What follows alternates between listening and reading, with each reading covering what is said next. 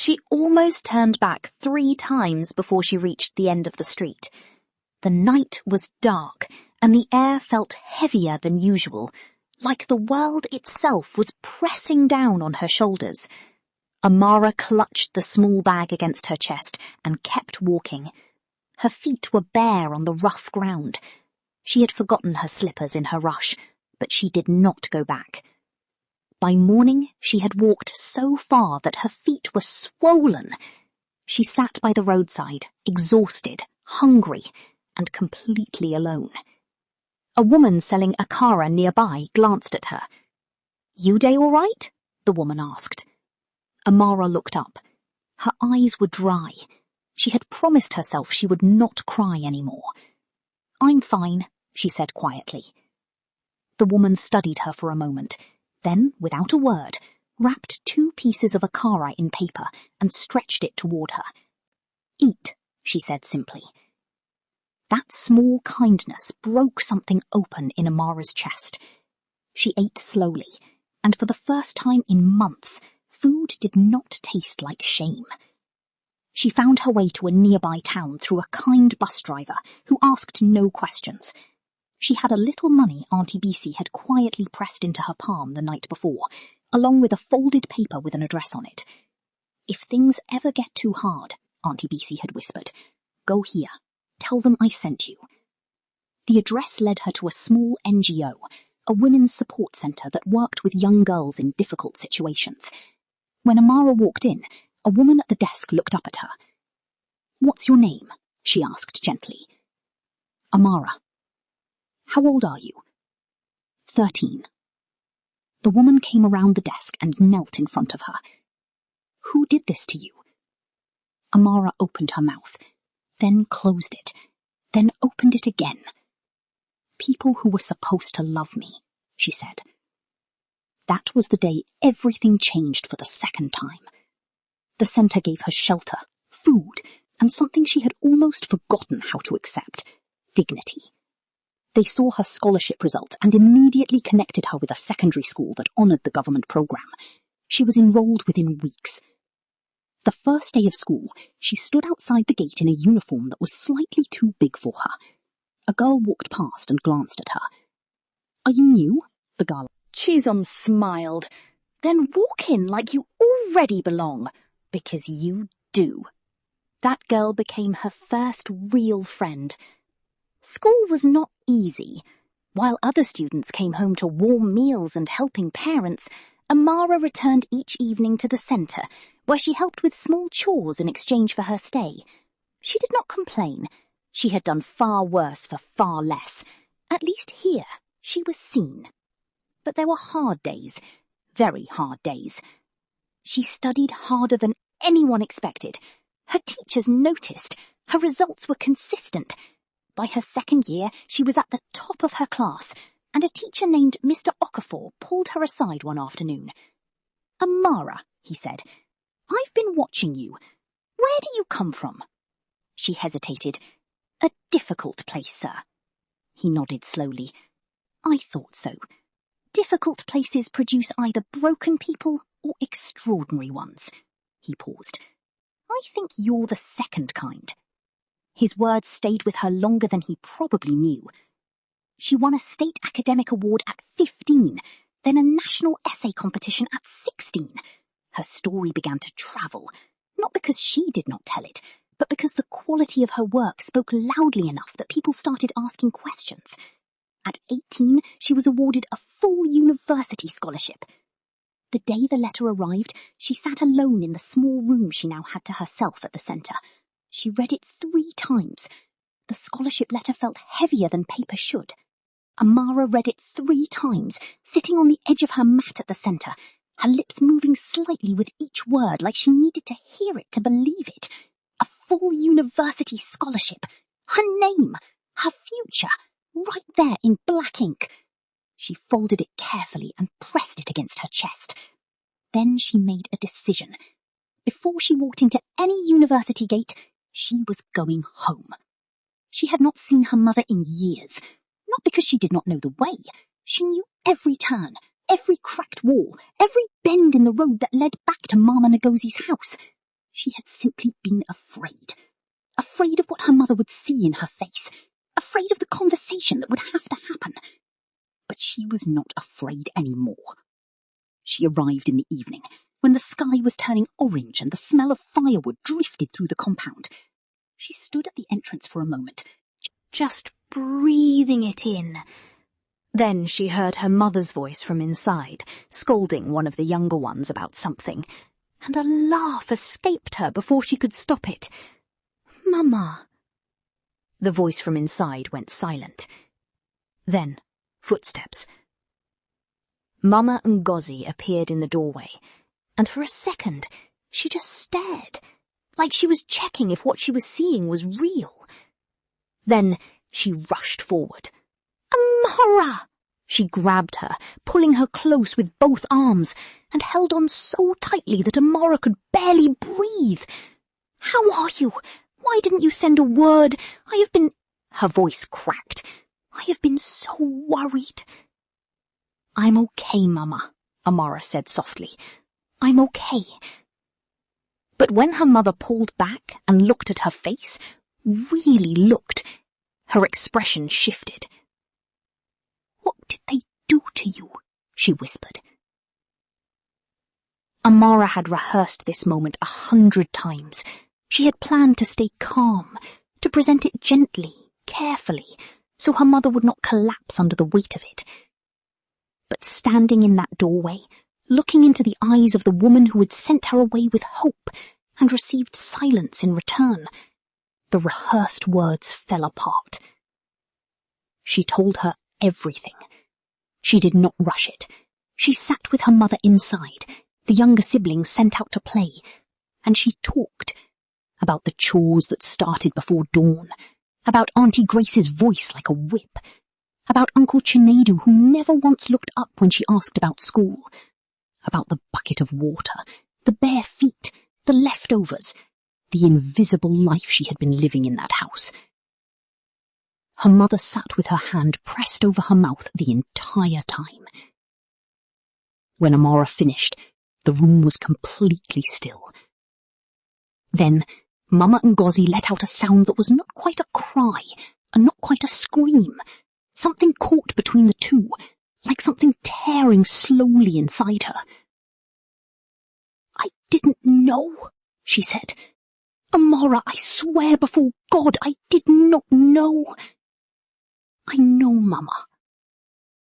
I sent you there because I thought—" She stopped, shaking her head. "And I believed him, because he was family."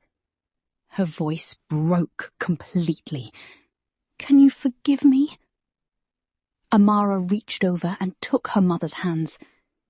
"You were trying to save us," she said quietly.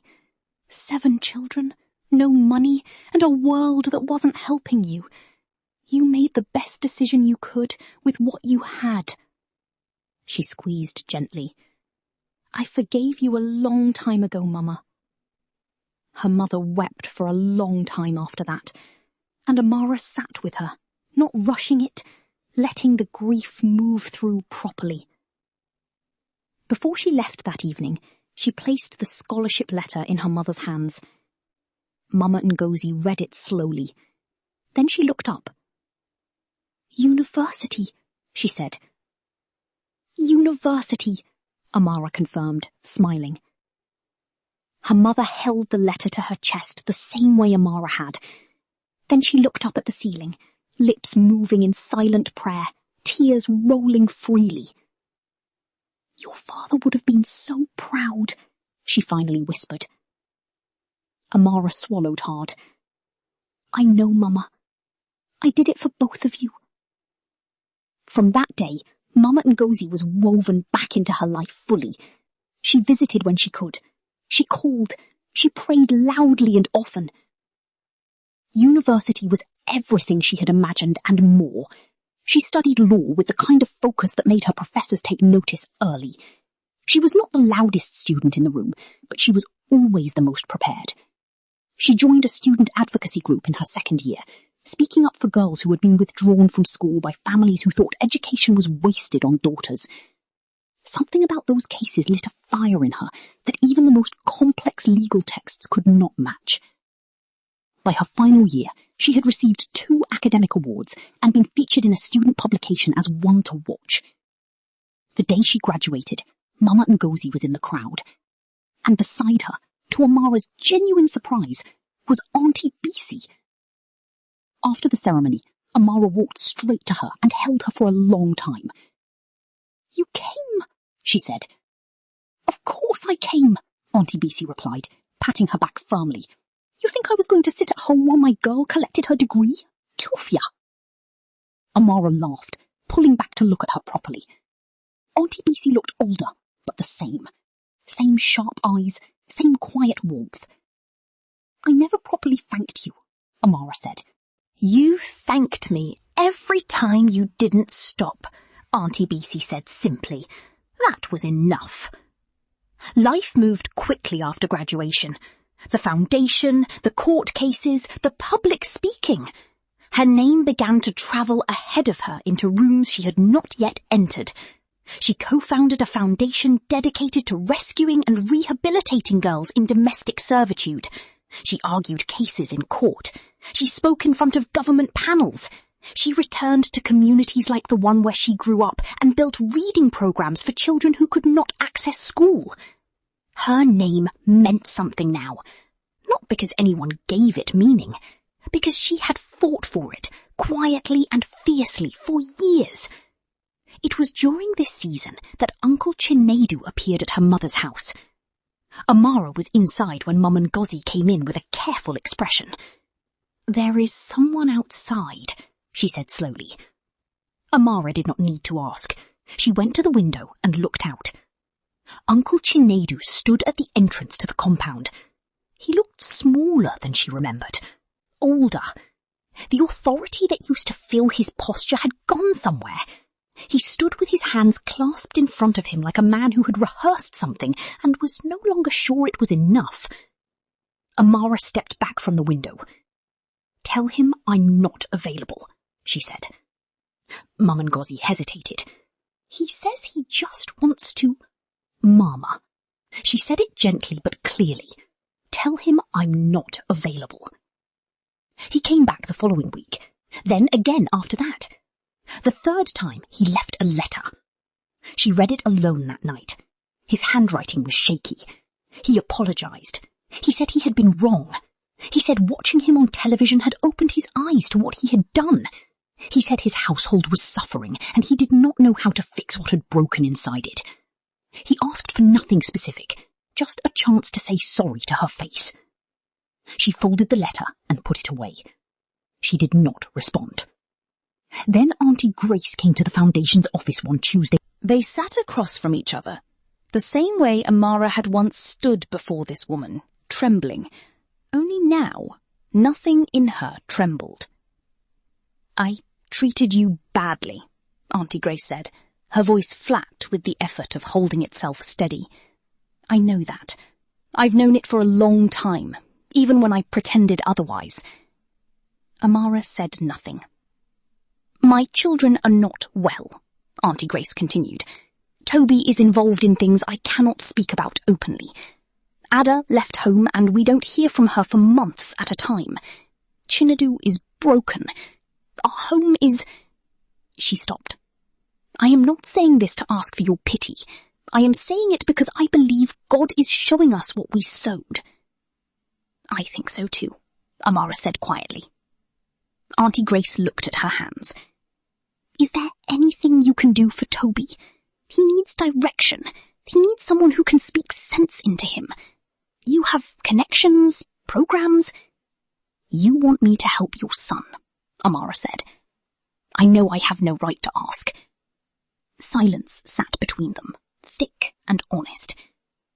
Amara thought about the girl she had been, 13 years old, kneeling on that floor, soaking up dirty water with her bare hands, while this woman stood over her.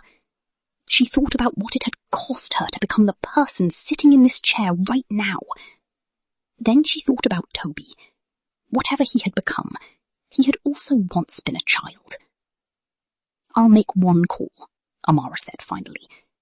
I know someone who runs a mentorship and rehabilitation program for young men. I'll pass his name. What Toby does with it is his own decision. Auntie Grace exhaled slowly. Thank you.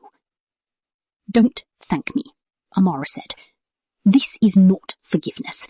This is me refusing to become someone who withholds help from a person who needs it. Those are very different things. She made the call that evening. Toby was enrolled in the program. For 3 weeks, the reports were cautiously good. He was showing up, engaging. Something seemed to be shifting. Then everything collapsed in a single night. Amara had stayed late at the Foundation's office, finalising documents for a case going to court the following morning. It was past 9 when she finally packed her bag, said goodnight to her colleague still at his desk, and stepped outside. The street was quiet. Too quiet. She had barely reached the pavement when a black car rolled slowly out of the shadows and stopped directly in front of her. Before she could process what was happening, 2 men jumped out from behind her. Strong hands grabbed her arms from both sides. A third moved to cover her mouth. She fought. She kicked hard and bit down on the hand near her face. Someone swore loudly. But there were too many of them. "Put her in," a voice commanded. She recognized that voice. Even with her heart hammering and her vision blurring with panic, she recognized it. Toby! He stood a few feet away, watching. His face was tight, his jaw set. But his eyes were doing something complicated, like a person standing on the edge of something they cannot come back from. "Toby!" she screamed. "Toby, stop this! Stop this right now!" "You ruined my family," he said.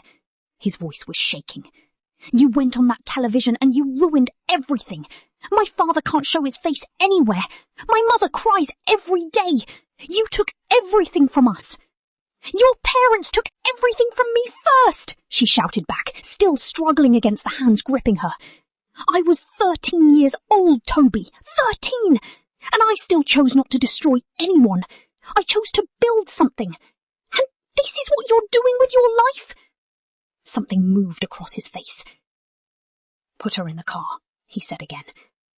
But his voice had lost its edge. One of the men shoved her toward the door. Then, tires screamed. 2 vehicles came from opposite ends of the street simultaneously, headlights flooding the scene. Uniformed officers poured out before the cars had fully stopped, moving fast and precise. "Nobody move! Hands where we can see them!" Chaos erupted. 2 of the men ran and were tackled within seconds. The one holding Amara released her immediately and threw his hands up. She stumbled forward and caught herself against the wall, chest heaving. Toby did not run. He stood completely still as an officer approached him, almost like he had already decided it was over. "Toby Chinedu?" the officer said. He nodded once. The handcuffs clicked. As they walked him toward the vehicle, he turned his head and looked at Amara one final time.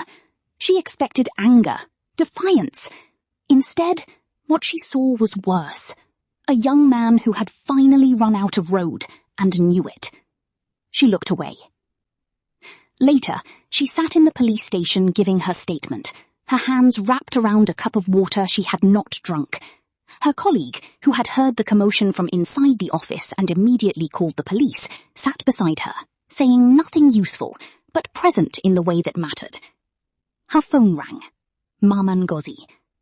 She stared at the screen, then picked up. "I'm okay, Mama," she said before her mother could speak. "I heard what happened," Mama Ngozi said, her voice wound tight with fear. "Amara, are you sure? They didn't hurt you?" "I'm okay, I promise." A pause. "That boy," her mother said softly. "That family."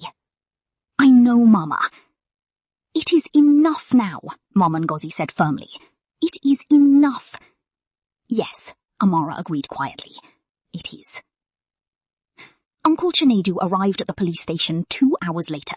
He must have driven through the night. He looked wrecked, tie loosened, eyes red, the posture of a man who had finally been handed the full bill for everything he had spent years avoiding. Amara was standing in the corridor when he walked in. He saw her immediately and stopped. For a moment, he just looked at her. Then his face broke open in a way she had never seen from him before. Not the controlled, practiced emotion of his letters. Something real and ugly and too late. "Amara," he said, his voice barely above a breath. "I am so sorry. I am so deeply sorry.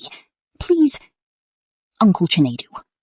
Her voice was calm, not cold, not angry, just settled, the way a decision sounds when it has already been made. "Your son is inside. Go and be with him. That is where you are needed tonight. I need you to know that I never intended. I know—" "Uncle, I genuinely mean that.